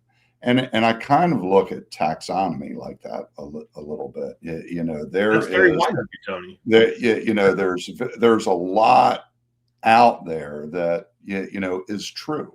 Okay, on a molecular standpoint, but does it really help the average person to identify an animal when they come in contact with it? Right. Now it's a little different when you're in the field, because ultimately, I'm not an anti-locality guy, but I'm not a rabid locality guy either. But ultimately, the only thing that is pure is the locality. So from that context, you find that animal there, what it is. Yeah. But if you encounter the animal outside of that, that wild context at a show or whatever, and you're looking at the animal and you're trying to key it out, and scale counts and head profile and everything, coloration kind of gives you an idea of where this animal might have come from, what it is. And to me, that's really often is sufficient, and removing that bias and having to go in and look at the molecular level makeup of this animal and the specialty tools, it's for most of us, it's noise. And maybe that's just me being an old guy and turning into a curmudgeon or whatever. But no, the thing that I love to tell people is that species don't exist, and then their head explodes, because species are a human-made construct, and Mother Nature never ever set out to make species. We put them in the box. Right. It's for us. Yeah, I'll agree with that. Yeah, I'll agree with that. So, and as soon as you add the human construct, you immediately are adding layers and rules and regulations that the universe doesn't give a crap about. Everything is like a construct for us to try to understand it, and the construct can be completely wrong, but it's currently it's sufficient. So when you get a PhD, when I was getting my PhD, everybody that gets a PhD has to do these oral comps, is what they're called, and it's like the dreaded gauntlet where 5 people sit in a room, figure out what you're bad at, and then just hammer at you for 4 hours on it. Oh my God. And like the most dreaded question for anybody in organismal biology, like the question your committee hates you if they ask you this question, or they just want to make you sweat, is what is a species? And I got that question and I was like, word that rhymes with truck. Like, here we go. So, because it is an artificial construct, and there's not a single biologist on planet Earth that really, deals with this on a deep fundamental level that has the same definition. And so it's going to always lead to arguments and tribes and everything else. And I was talking with Christian Dietrich. We had him on the show when we were road cruising with my son in Arizona. Actually, the day after I talked to you on the mountain, Tony. And my whole thing is like, I just think people need to just have your own definition, work with it. But like when people get completely bent out of shape, and I laugh as a taxonomist because I'm the guy that names these things. Like I named crayfish, and the running joke is like, there's a crayfish that I named in 2012. 14 years later, the way we do that's completely different, and I'm probably going to get rid of it when I write my book. Because the science is just always in a state of flux. It's always in a state of flux. Yeah. And it probably always will. It will be. Oh yeah. And I think the more comfortable you are carrying a level of uncertainty about things, exactly, the more at peace you will be, and also the more curious you will be. Yeah.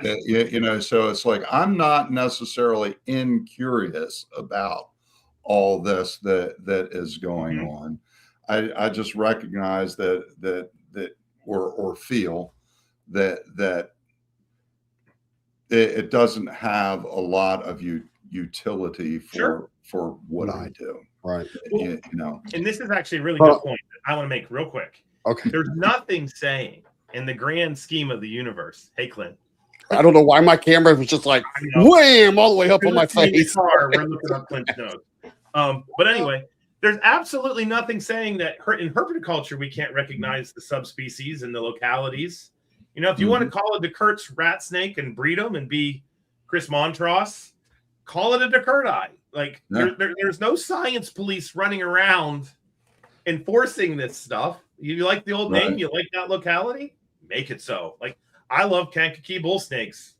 I have a bunch of Kankakee bull snakes here.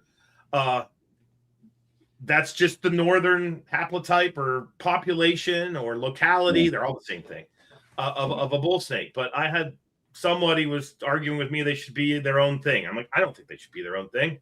Yeah. But if you think they should be their own thing, fine. You know, there's no harm in that. So, yeah. I'm going to pause us on this because it sounds like we're going to keep getting into some deeper stuff here. And recognize Zoo Med, you know, one of our sponsors. Max, can you get us taken care of with Zoo Med? CCR is proud to be sponsored by Zoo Med Laboratories. Zoo Med has been servicing the reptile industry since 1977. And in 1993, they introduced us to the Repticide, the very first UVB bulb specifically for reptiles. In addition to boasting a 1,200-item product line, Zoo Med also has an extensive reptile breeding program, with many species being kept at their incredible greenhouse facility located in California. Thank you, Zoo Med, for supporting Colubrid and Colubrid Radio. Thank you much, Zoo Med. We appreciate your support. You know, I think the new people that come along really take all that stuff for granted. You know, because back when I started, I mean, you know, there was no such thing as a water bowl for a snake cage or or a hide box. You know, we were making our own screen tops and everything, and you know, you really are just set up for success today with all those products out there. The stuff I was just having a conversation. I got to talk to 3 different companies today.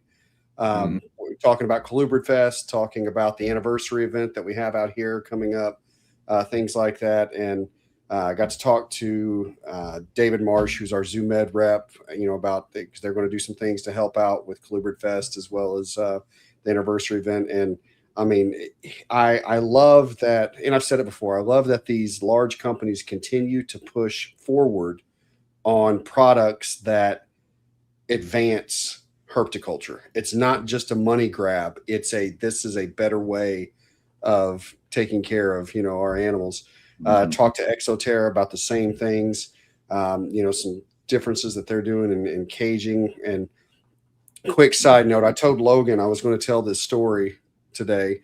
Logan is the social media guy out there at Exoterra, and he has this really cool setup. It's like a 10 by 10 tent setup for his blue beauties. It's an amazing, huge, you know, setup for him. And he said that his female laid, I want to say it was like 19 eggs, somewhere around there. And he was on his way out. And so he figured, okay, it's humid enough. I'll let her take care of him through the weekend. And he noticed that his incubator had gone out. So that's why he's going to let her take care of him. Poor Logan goes out, buys a $600 incubator, comes home at the end of that weekend. 18 eggs had dried out. Oh, no. 1 egg that was in the middle of the pile was still good. So he's got this big $600 incubator with 1 egg incubating in it. And I said, I feel sorry for you, buddy, but I can't help but laugh. It's 1 egg that he's got cooking in it. So calculate the return on investment of that. That's right. Right. But yeah, again, to what you said, I mean, and the third company, stay tuned because we'll end up talking about that in a future episode on something they're doing. But Exoterra, Zoo Med, they're both great companies that, again, continue to come out with new products that help us from the UVB standards to I mean, just across the board. So real good stuff. My displays right now are Exoterra, and I'm going to build 4 wooden cages I need to build 2 more racks. They're going to be towers of 4, and I'm going to have the 2-foot wide Exoterras on the top 2 positions of that cage because they're front opening. And then the bottom ones are going to be wood cages that'll be on like slides, and they'll be top openings. So I'm anticipating mobility issues, and servicing those cages and everything. But I think they're great cages. The visibility is good. There they are. And that Did was you real. build that wooden rack? I did. And that's all just standard off the shelf lumber from Home Depot. I got it. I looked for the straightest pieces that I could. I brought it into the garage. I let it dry. I ripped it down with a belt sander to get all the marks off of it, and just sealed it with a oil-based polyurethane. And pre-cut, pre-drilled everything. And what you're seeing there is me putting it together. My room is in a garage, and so there's a slope from the back of the garage to the garage door, and from the side to the center. So I'm going to tell you guys, I dreamt for weeks about how in the world I'm going to get this thing up and square when nothing else in the room is square. and I got it done, and I was really pleased with that, and I'm even more pleased that I've never had that dream again. Yeah. Yeah.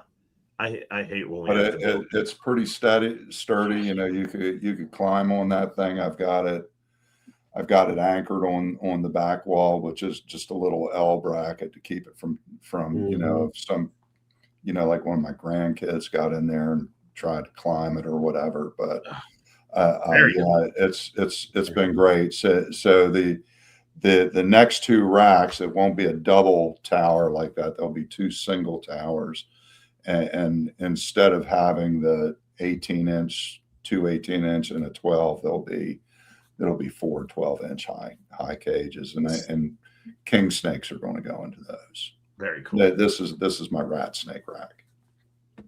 So to switch over to some snakes, we have a couple questions in the chat, which I think are worthy of discussion. So here's one. Any news on baby red Zeppelin corns, Tony? Yes. So outcrossing was prescribed for the red Zeps. I don't exactly know what in the world happened. We had a group of them very early on. If you go on the website, you can find I've written up several different annual write-ups on those. Craig encouraged me to do those. And like the first one, I'm talking about how, these are, big, robust animals. And then, which was the case. And then suddenly they weren't.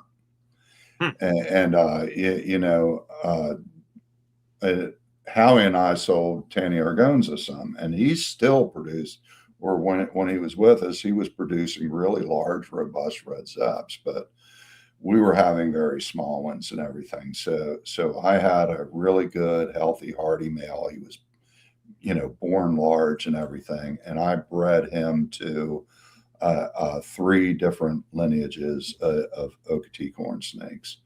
And I back crossed those hets this year. Gotcha. And I've got about 10 red Zeps that look really, really nice this year that I can offer, and of course a bunch of sun-kissed possible het red Zeps, and then possible double hets in there as well. But so they look pretty good this year too. Nice size to them, definitely bigger than what we had before. Okay. And then, do you mind talking about Coastal Plain Milk since we asked you before the show? Sure. What's the snake that you see yourself working with, or moving forward with? And yeah. So the coastal was so in that picture right there. I got to be careful what I say here. The top left is a baby coastal. Okay. It was my most recent outcross. I got a female St. Mary's from Dave Williams, Cool. who's actually no longer breeding. And I raised her up, took about 4 years, bred my male hypo, and produced a generation of outcross. The animal below that is a Saline County, Illinois Suspilla. Oh, gotcha. Okay. Okay. So I need to be very, very, I'm very process oriented and meticulous in my room. I know what's, everything has a label on it and everything. But on my camera, when I take these pictures, I open the cage if they present an opportunity to take a picture, because like a lot of these are cage pics,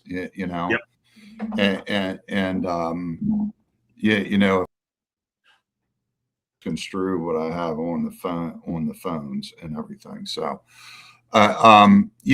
so grew up in Maryland, Coastal Plains milk snake was the thing to find. I've never found one. Really? So I was always interested in them.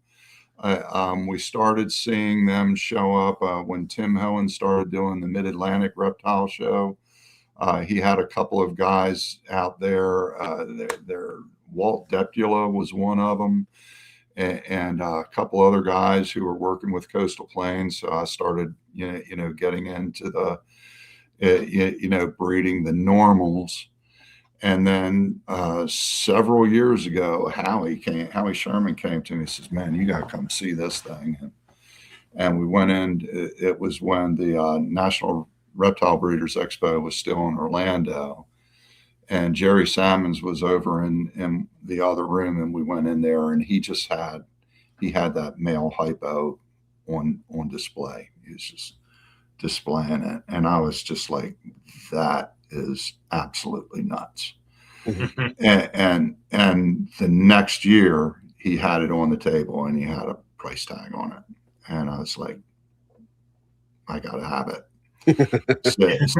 So I got that, and it came with another animal that was reported to me to be of Virginia Beach origin, and that's, the people who debate that and everything, but that's the information that I was given, and that's the information that I've shared. But I also went around, and Steve Fuller, who I think was from Connecticut, was also there, and he had a het female, and I bought that het female, and somebody else had I might be misremembering this. I think it was I came up with another Calvert County animal, to breed them to, because at this point the male was sold to me as Calvert County locality. I think the whole lineage there is a little bit suspect, but we can leave that for, unless you want to get into it. But by all means, someone. Well, I've just heard different stories about the origin of these things. I don't really recall the exact names, and I didn't really want to know it because there was like a little negative karma involved in this. But evidently, what happened was two guys caught two milk snakes. They caught a female from Calvert County, and they caught a male from St. Mary's County, and they did like a breeder thing with them. And the Calvert County female through the clutch that hatched out the original hypos, okay, or T plus albinos. And there's an album on the Facebook page that details this. I have some of the original pictures and everything. But at that point, it was, and I don't know who determined this or whatever, but they said, well, that animal had to have been gravid before it was bred to the St. Mary's. Otherwise, we wouldn't, which is quite plausible. Okay. But I don't really know that to be the case. And I don't think anybody else can say with absolute 100% certainty it is the case. Right. If somebody charged me to take that argument, I could really argue it really well, because in my experience, the coastal plains breed while they're in hibernation. I hibernate mine together. And they come up, they shed, they lay the eggs, and 45 days later, I have babies. Whoa! And that's how I started having success with coastal plains. If I kept them apart and waited till the first shed to introduce them, duds for years. That's nuts. So Interesting. I think that little piece of information leads credence to it being a pure Calvert County origin, but the story throws some uncertainty into it. When these guys hatch and come out, I know they're kind of small. How do you get them to eat? Because the little milk snakes have always traumatized the hell out of me.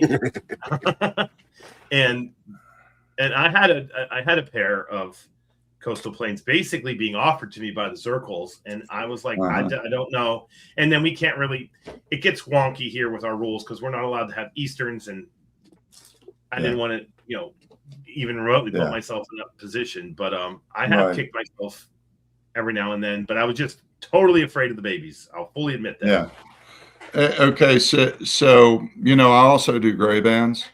Yeah. And I will tell you, I will tell you right now, I still have 4 baby gray bands from last year that aren't eating yet. And all my coastals have long since started feeding. I've got 2.2 that I'll be taking to Daytona that are really good. They're taking large pinks at this point. They really aren't that tough to work with. But I do, there's a multi-pronged approach here. Yeah. On my part too. So number one, I select my breeders based on how big the babies are and how soon they hatch. Okay. That's my number one criteria. If it takes a pink right out of the egg, it's got to be a damn ugly coastal plains milk snake. Okay. There's my selection. My selection bias is towards a bigger snake. The second thing, and there are people who may argue with me on this, but it bears out to me.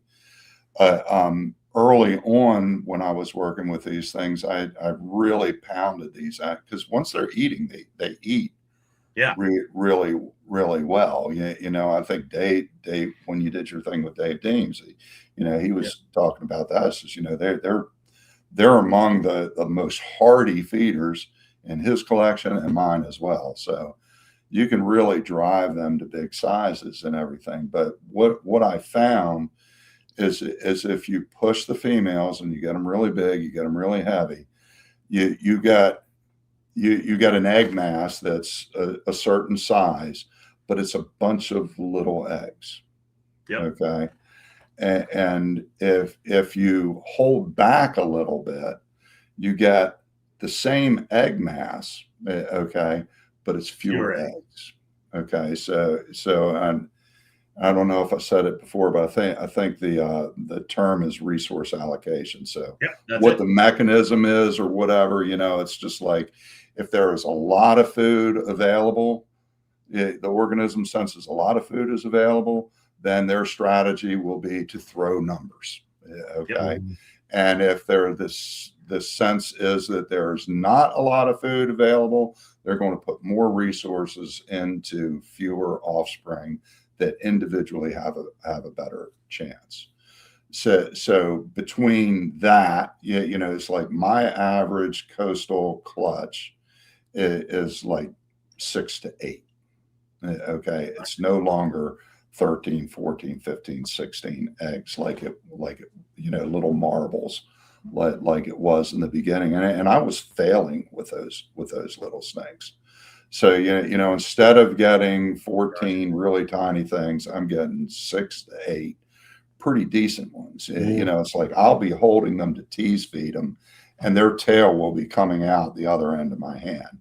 When I initially started, I had to like crunch up my hand so I could hold them. So that's the first two parts. Selecting your breeders as being the larger babies that started real well, and then just your husbandry giving you fewer, bigger eggs, and from there, the protocol that I developed, was really, I did it in conjunction with Carl Bartlett, who was at the time, to me, the most knowledgeable person on coastal plains milk snakes. And he was very generous with his time and his information. I'm very grateful to what he's contributed to my success. And I called him one day and I said, Carl, what do you think about if we just didn't scent and we just tease fed tails until they got big enough? And he said, ideally, and this is like a quote from him. He said, like, ideally, a coastal never meets a lizard because they just tend to imprint on that scent, and that's what they want. I don't know if from then on out, but certainly when they're a young animal, that's what they want, and I just really didn't like that. One year I ordered in a bunch of ground skinks to feed everybody, and that came in, and it was just a mess, and I just felt awful for participating in that. and I think that might have been the nexus of me saying I've got to figure something else out, because I had a significant investment in this at this point. So basically what I do is I tease feed mouse tails. Okay. I think Dave said he dips his in like a egg solution. I just dip mine in a water solution. I have some of that, Reptiles calcium and vitamin supplement. I don't know how much gets in there, but I dip the tail in some water so that will lubricate it. I dip the small end of the tail into that powder, and I just give it to them, and tease feed them. And one thing Dave said, he said, about 15 seconds a snake. It's like 2 minutes. It's like 2 minutes for me. That's how long it takes me to do it. But generally, if you do that, like every 5 days, by the time they hit their second shed, they're ready to take small pinks. And what I do, I do not have access to live. You pick your battles, and rodents in the garage is one that I've decided to let my wife win. So every year, I order, a large order of pinky mice, and I dump them all out, and I go through and I pick out all the tiniest ones there are, and put them in their own bag. And then after that second shed, I will offer them one. So I think Dave mentioned pre-boiling or Yeah. flash boiling. I do the same thing. Basically, I just, I have a cup of hot water. I pour it in a water bowl, and I take the baby pinks that I'm going to feed them, and I put them in there. Kind of, I feel like what I'm doing is I'm cleaning them. I'm just making them so that they're more palatable or less unpalatable for the snake or whatever. Dry them out, put them on a towel. But I will also take, I don't split brain them, but I take an X-Acto knife and I go behind the cranium and I poke a little hole. And because that's the biggest piece. If they can get the head down, they can get everything else down. Mm-hmm. But with that hole, as they swallow, the cranium collapses, and they can get that done. So kids that went to high school probably might see this, and they're going to say, "I knew he was strange," But anyway, that's what I do. So once I get to that point, 80% of them will take that first time that I attempt to feed them. And one thing that I do, I keep them in those little sandwich containers. They've got the little, I think it's a 1 or 2 ounce cup that you put in there. It won't tip over because it's too low. But I also put a deli cup liner in there.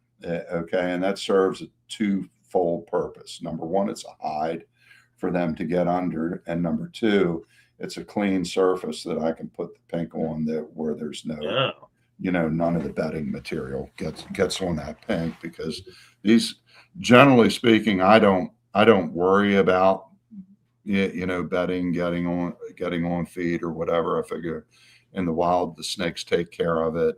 And so I don't worry about it. But for these little guys, even one little piece of Sanachip could theoretically, cause some problems. So I'm a little bit more careful with them. And the other 20%, I might have to tease feed them for another 5 weeks until they get their third shed, and then what's the tease feed? Then they'll take it. Sorry, are you taking the tail and like hitting them in the face? You're going to have to hold the snakes by the head. And I found that it really helps if you use your fingers here to restrain the tail. Okay.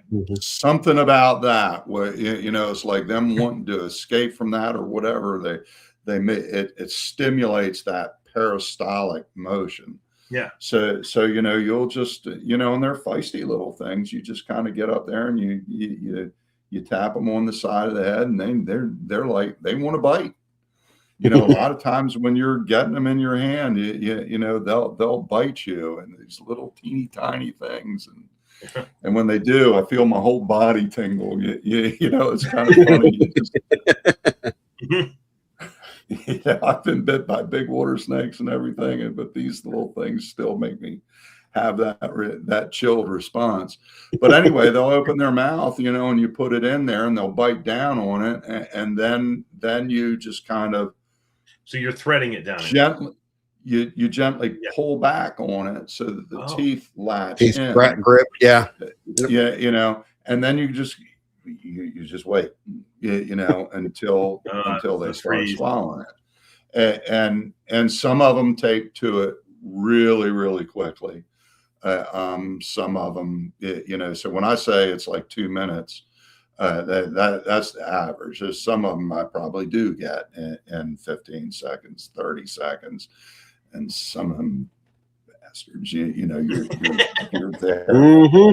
You're there for a long time, waiting for that guy to start swallowing it. When they sit there with it in their mouth for 10 minutes and then spit it out. Or they start swallowing it, and you're like, okay, but they're doing it slow, and you're like, well, do I put them down? Because then they might spit it out, So generally speaking, I'm going to sit there and hold it until it's got it down, and then I'll put it into the cage. But that's initially.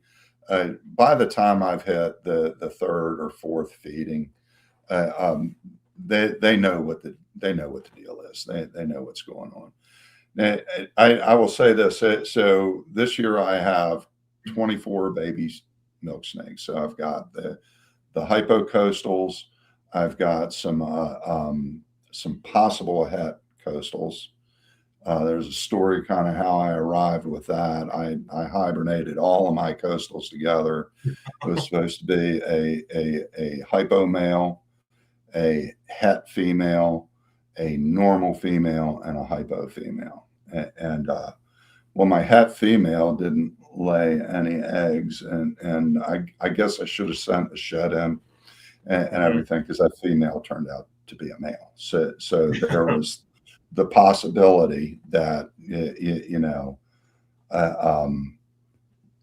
that male, that het male, bred to that. Here's the sire.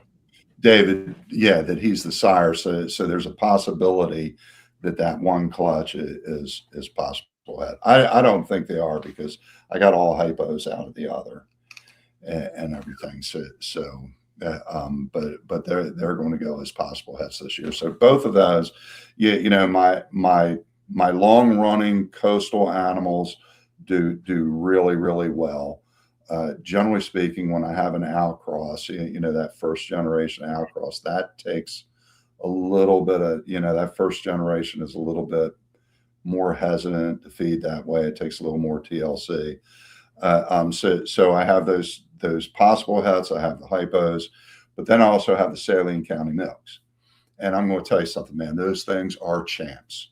Really? You pick them up, you show them the tail, and they're like going for it, and they grab it, and you tug it a little bit, and they're just they work it right down. And I just could not be happier with how those animals are working for me right now. Cool. But that's it. So from there, they're not really, Zach, they're not going to eat every time. Yeah. One pinky, what might even be 2 pinkies, might be enough to get them to the next shed and everything. But I generally hold on to them until they get to the point that they have had 3 consecutive voluntary feedings. And once they hit that point, they're to the point that I open up the lid and I present with the tongs, and they grab it right off the tongs. Generally speaking, the clientele for these things are people who are aware of what needs to be done to take care of these things and everything. So I haven't had any problems with anybody who's bought them from me. Well, there you go. Over the years. I think the biggest drawback, you guys asked Dave, about what the drawback was, and he did, or the mystique, because they have this mystique of being really, really difficult, which he did a really good job of dispelling. The only thing that I would add to that is that in my experience, you got it. It doesn't. I can get them up to size in 18 months. Okay, they're that good feeders, but they're not going to breed at that point. You're looking at the fourth full summer before you're going to get eggs, and I think just a lot of people just lose patience with it. Mm-hmm. Either that or they breed them once and they're like, wow, this is a lot of work, because it is. Mm-hmm. It takes some time. So. Well, Tony, this has been wonderful. Yeah, it's been a fun talk. 2 hours, 10 minutes, man. We can go for another 4. But wow, we always ask, and I'm certain if you will take the offer, we will have you on again. There's no way that's not going to happen. Oh, absolutely. Yeah. But I'm curious, since you've been doing this for a while, where do you see herpetoculture going? That's our last question we always ask. Do you like the trajectory that it's heading? Do you not like the trajectory? Yeah. Where are we and where are we going? Yeah. Where are we and where are we going? Compared to where we were. Um,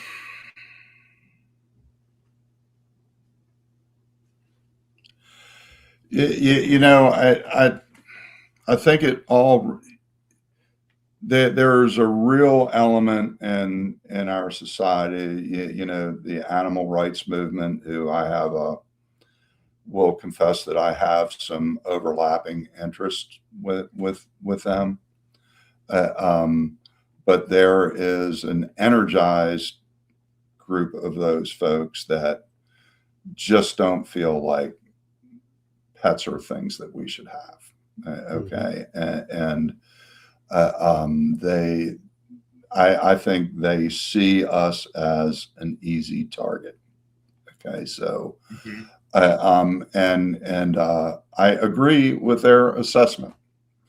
So where we go, I think, depends on how easy of a target we make ourselves.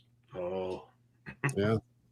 You know, so you know, my thing is, you know, I do participate in this. You know, on my scale, you know, I'm commercially breeding animals. I'm showing up with animals in deli cups, and you know, but ultimately, you know, I'm breeding pets. I select this construct of an animal we call species that are fit for, you know, captive maintenance, that don't get too big, that the average person can take care of and have success with, that can give its owner, you know, some joy, that can serve as an ambassador for its wild cousins. I think if we go that route, if we show our passion and our love for these animals, I think we'll be okay. But you know, the loud and obnoxious and the bragging and the free handling and the giant and watch this eat this crowd, you know, that sensationalism gets a lot of traction. And I think sometimes, you know, I'm talking about it now, but generally speaking, in my social media presence and everything, I ignore it. I don't give it a like. I don't give it a dislike. Same. I don't give it a comment. I just like, man, I'm not telling the algorithm I'm interested in that at all. And I think that people just have to, you know, determine what their values are around this, and stick with it, and let their passion show. And if enough of us do it like that, I think we'll be all right. Well said, my friend. That's pretty much the CCR ethos right there. Yeah. Very, very cool.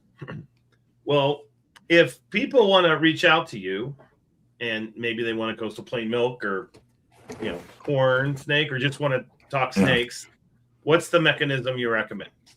Well, probably just go to my Facebook page, Tony D Reptiles. Go ahead and send me a DM on that. I mean, I don't advertise animals on Facebook. That's kind of against the terms of service. Some people seem to get around it, but some people don't, and they lose access to their content, and I don't want to risk that.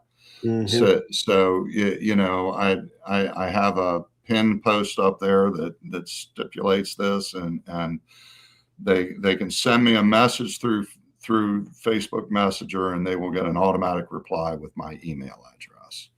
And I respectfully request that everybody, you know, keep their comms on email, because that way, if when a transaction is finally arrived at, and I have to, you know, do the shipping bill and everything, I'm not like, you know, I'm not going between Facebook Messenger, email, text, and everything to get all the information. I've got it on one platform. So that would be the best way to hit me. Hit me up. I do Daytona every year. I'm going to be out at Colubri Fest this year. Yes, that's right. So really looking forward to that. And yeah, you know, I'm living in central North Carolina right now, and I've been trying to get into one of the local shows with no real success.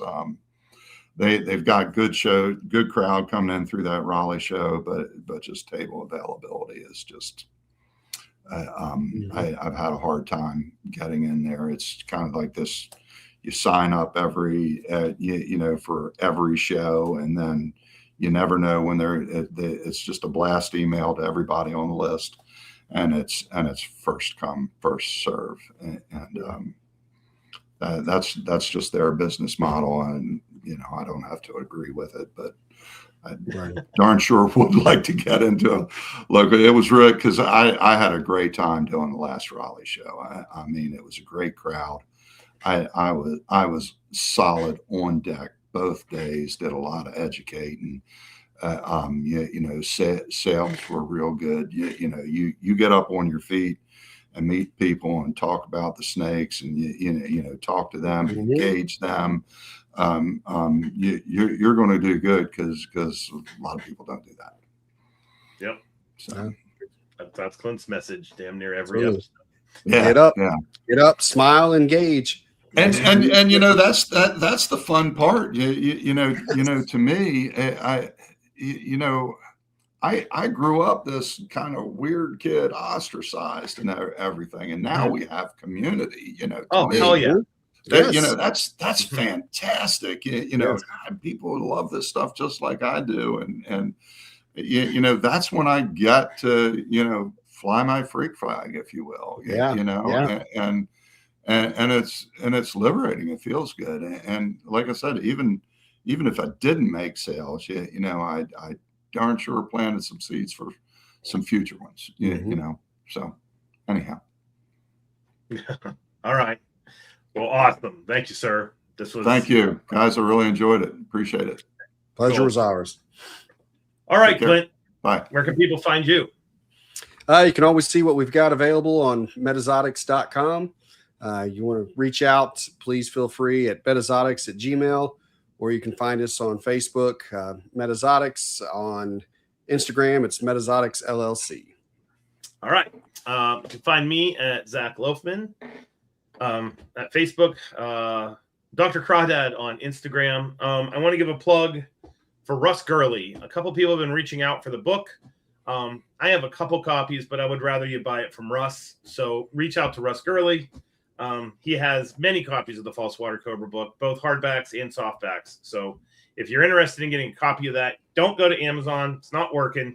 Just reach out to Russ directly, and you can get the book. If you're a young person, consider West Liberty University. I have several herp-oriented kids coming in that are listeners of the show. Their parents are listeners of the show. I have students I met at IHS, and I love bringing in young herpetoculturalists and then getting to educate them in a more formal environment. It's pretty freaking awesome. If you are considering that, please do it. Just pull the trigger and come. And with that being said, thank you for listening to CCR, be it morning, afternoon, evening, or nighttime. I forgot the time of day. I didn't say, but anyway, have a good one, and we will see you on the next episode of Colubrid and Colubroid Radio.